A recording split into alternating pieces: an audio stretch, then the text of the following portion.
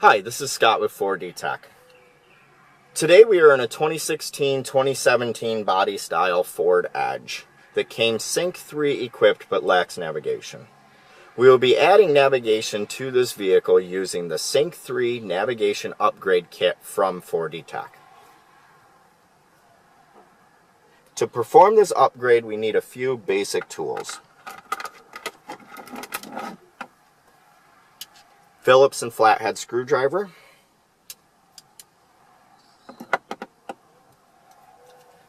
small socket wrench with a 7/32 socket, a 7mm nut driver,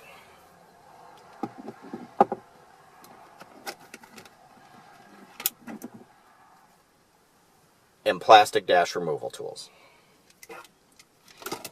The 7mm nut driver and plastic dash removal tools are available on our website for your convenience.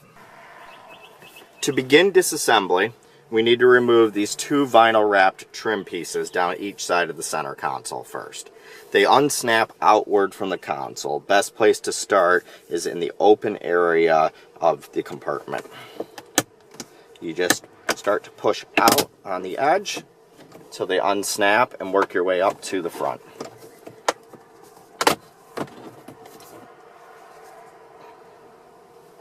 And then repeat on the driver's side.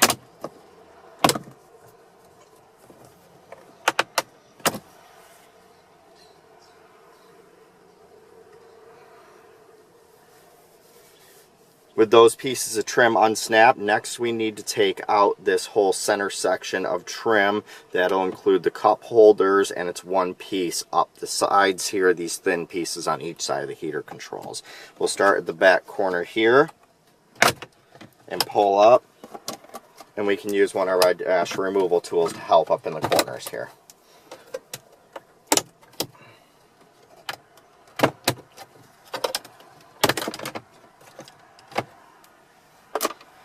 With that unsnapped, we'll want to turn on our ignition so that we can move the shifter out of the way.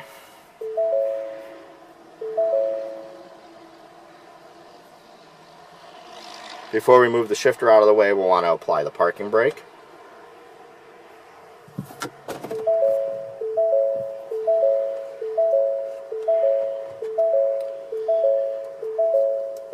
Now that we can get the panel flipped over, there are two connectors that need to be disconnected in order to move this out of the way. The first is the parking brake connector. It has this fatter outer ring here, and the clip is on the back edge of the larger outer ring, and you push that in with your finger and then slide the connector off. When you unplug the parking brake connector, you will get a malfunction on the dash for the parking brake, and that will pop up periodically during the install. There's no need to worry about that. Once you plug it back in, the error will clear. This connector on the bottom of the cup holder has a clip on the back edge of it, and you push that in with your finger and unplug as well.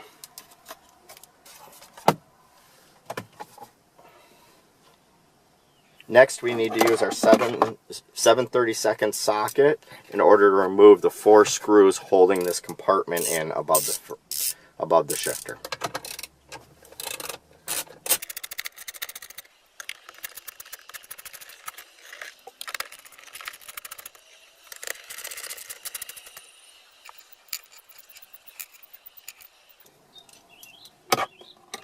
With the screws out for the compartment, we'll slide it out and swing it out of the way to the passenger side.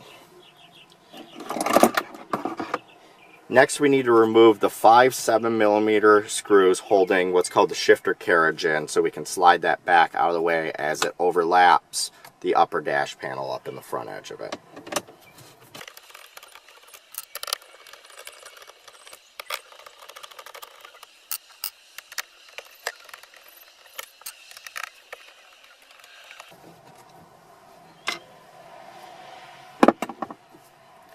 With the 5 screws out, we'll pull this carriage back and rotate it out of the way.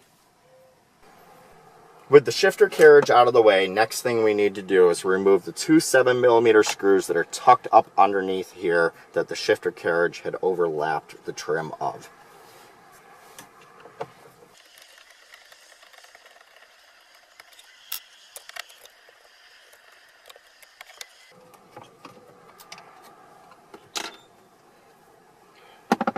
With the 2 screws out, we need to release this trim all the way around, including the vents. We can open up the upper tray cover to make it easier.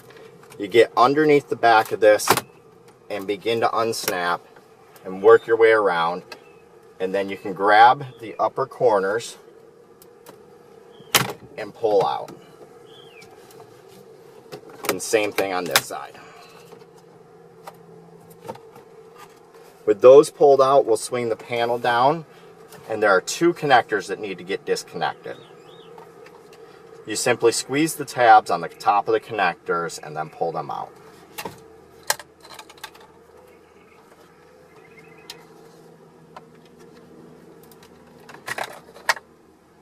And with those disconnected, we'll move the panel out of our way.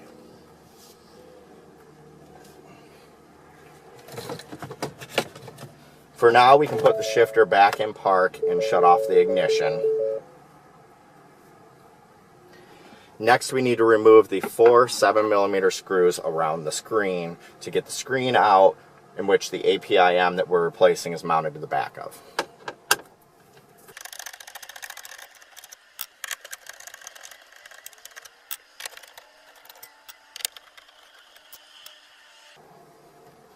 With the 4 screws out, we'll pull the screen out and swing it around to disconnect the 3 connectors. First, the USB cable here has a clip at the back edge of it on the top, where you can see my thumb, and we'll squeeze the clip and unplug it. The blue connector is the GPS antenna. There's a clip underneath it where my finger is. We'll squeeze that and pry off the bottom edge of the connector. You can put a screwdriver underneath and pry it away. You shouldn't have to pry hard, it just helps it off. And last, this large 54-pin connector is the main connector. You push in the little black lock there so you can pull the lever towards you. And then as you pull the lever towards you, the connector will completely release. Next, we need to replace the APIM, which is the brain that we're replacing on the back of the screen to upgrade to navigation.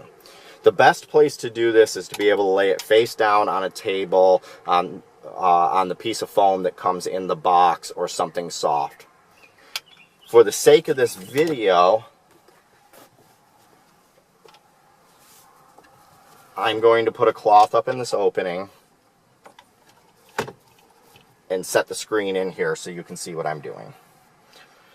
First, we need to disconnect the blue screen cable connector from the APIM. You push the little tab on the top and unplug it and swing it out of your way.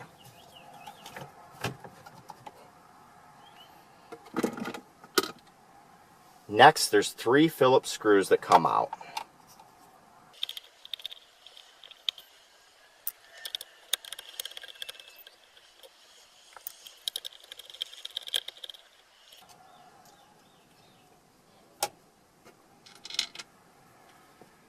With the 3 Phillips screws out,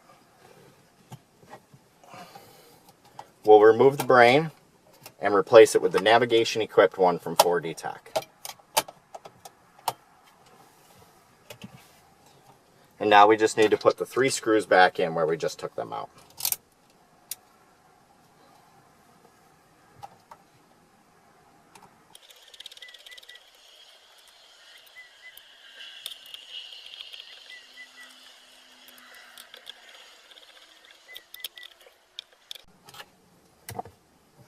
With the 3 screws back in, we need to reconnect the screen cable the same way we unplugged it, with the tab pointing up, and push it in until it clicks. Now we just need to put everything back together, the opposite of how we took it apart. The most crucial connector is this main 54 pin. If it's not fully seated into the APIM, things will not function correctly. Make sure the lever is still pulled all the way towards you. Slide it into the connector till the lever starts to move. And then push the lever the rest of the way past the lock in order to lock the connector in. And you'll see this flat edge up against the connector to know it's all the way in. The GPS antenna connector, the tab faces straight down on the APIM. Push it in until it clicks. The USB cable plugs into the black connector tab facing up. The light gray connector is unused on the APIM. We'll put the screen back in place and now replace the 4 7mm screws we took out earlier.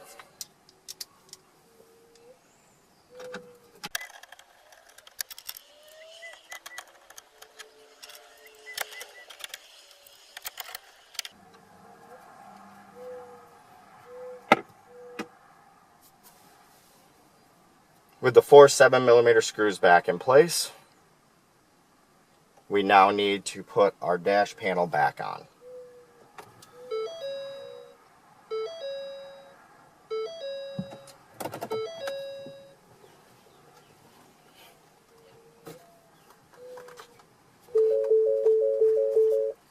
We'll set our dash panel back in here to reconnect the connectors. With the tabs facing up, connect the connectors back in the same way they came out earlier and push them in until they click.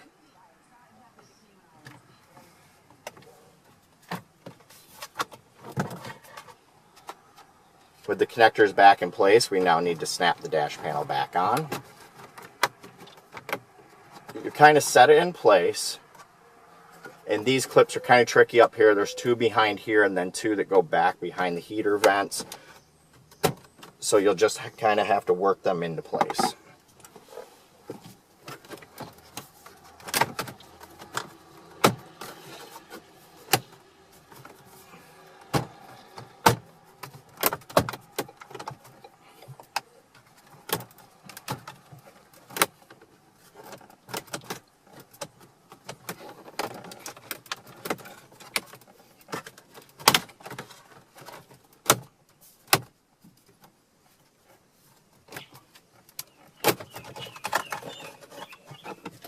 In order for the bottom edge to go all the way down, you'll need to make sure this carriage didn't fall back into place.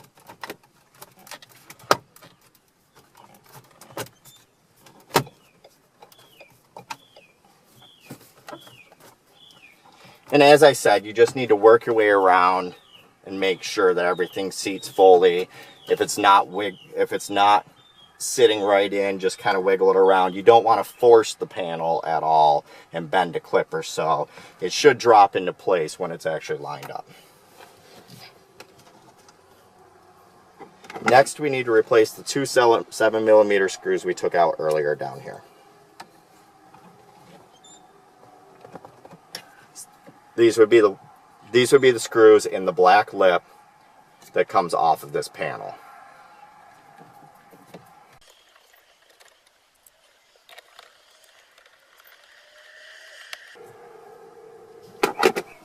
Next, we need to put the shifter carriage back in place. You push it up in. There's a couple pins up here that line up underneath the dash. And then set it in place so the screw holes line up. And we'll replace our 5 7mm screws.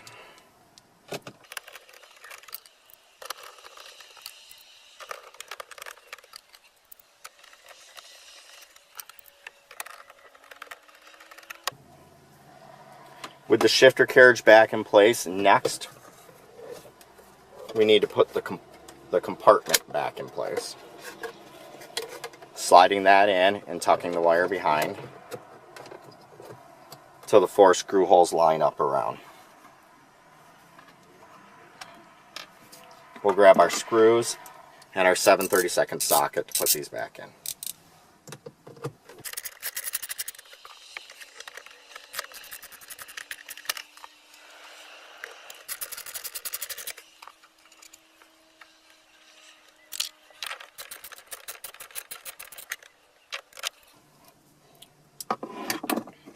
With those 4 screws for the compartment back in place, next we need to replace the trim around the shifter.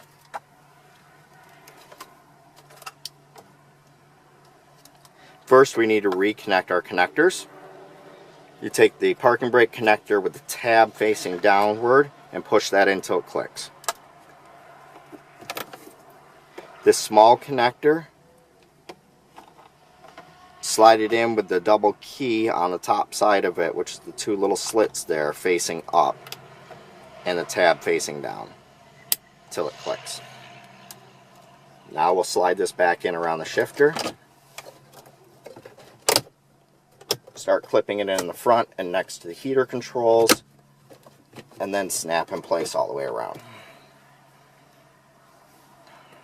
And then we just need to replace our vinyl trim pieces on each side of the dash by snapping them back in the same way they came off.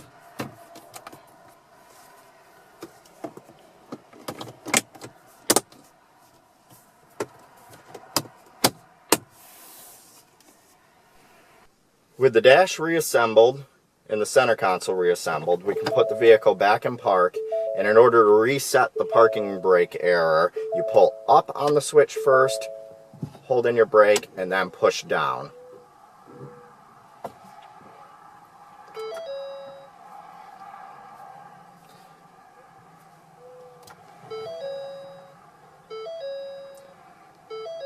And then now we see, now that we've performed the Sync 3 navigation upgrade from 4D Tech, that you now have a nav icon and the maps come up on the screen as well.